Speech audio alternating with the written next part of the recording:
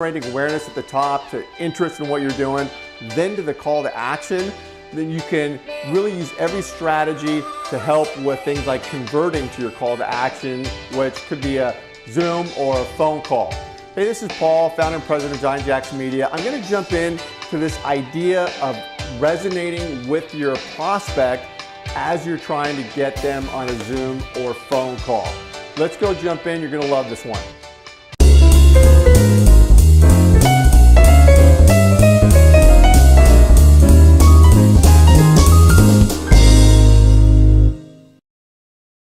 Okay, let's jump into this. I want to talk about your sales journey and the idea of resonating with your prospects. And so I've got this very simple diagram up here. I want to go through it.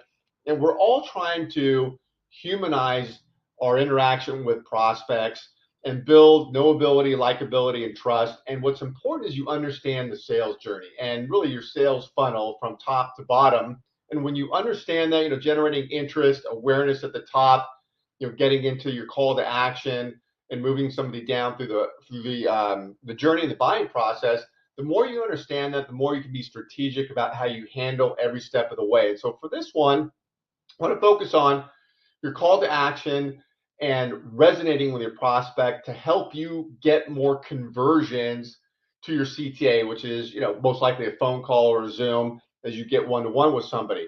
So at the top here, obviously, it starts with niching down to your leads. And there's a whole science and art behind that. And I get into that in other videos in depth, but you develop your leads. Now you're getting connected to somebody. Maybe it's on LinkedIn, you're getting connected or other places. And this is where, they're becoming aware of you, you're generating some interest. Now it's time for the call to action.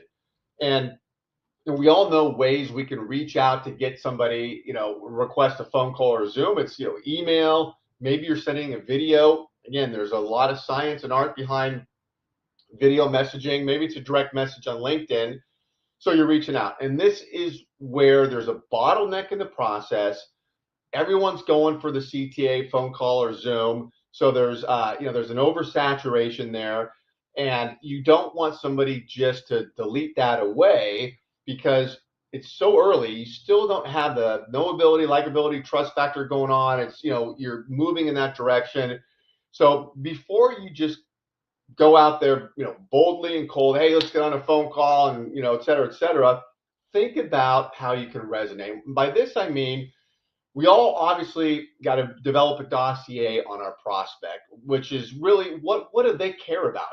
Looking at their LinkedIn profile, maybe they have bios on the website, maybe they're showing up in other places, maybe they're active on other social sites, wherever it is, you're understanding what makes them tick. What do they care about? What's important to them? And there's a lot we can glean today from people because of the sites that are out there and everybody's on them, that you can really discover what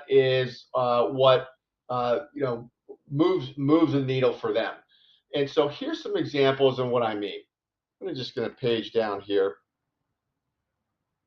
So for example, now it's time to connect and you understand this person and really observe what they care about. And here's some examples of how you can incorporate in your outreach to them as you're going for the call to action, some strategy. So a couple of things that come to mind for me. For instance, family.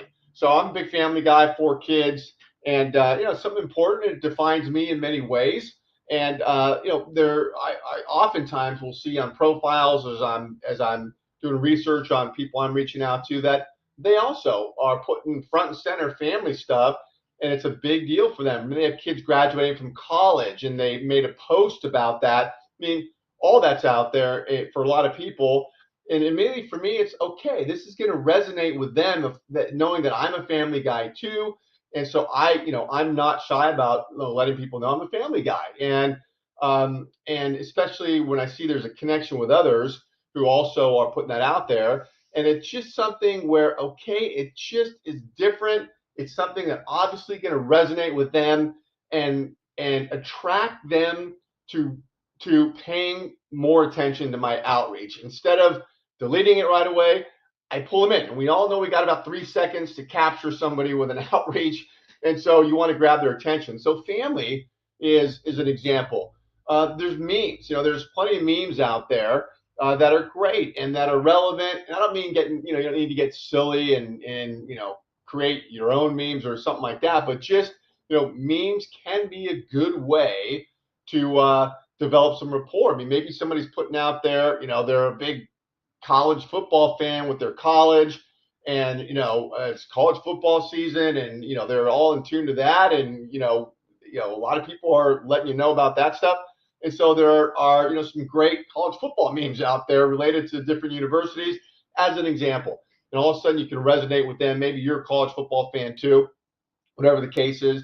In one scenario, I have a great story uh, that was just an incredible experience for me, playing basketball inside San Quentin State Prison against an inmate team. I went in a bunch of times with a bunch of my hoop buddies, and the story was written up in Sports Illustrated, and it's out there. It's a great story about human interaction with us going in and with the prisoners and playing hoops on the yard and everything. It's awesome, and maybe I'll put that story up around this video somewhere. But when I see people, involved in sports and especially basketball, it's just a great way to send that. I've sent out many times saying, "Hey, I think you get some enjoyment out of this. You're a hoop guy, or you love hoops, whatever." So I've used that a lot of times, and hoops is big. I still play, so that's important.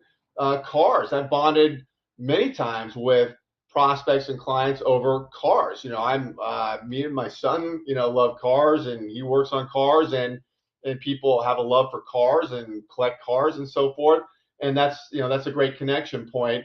Also, remember when I was, looking at a prospect, and she was started a foundation for women in leadership.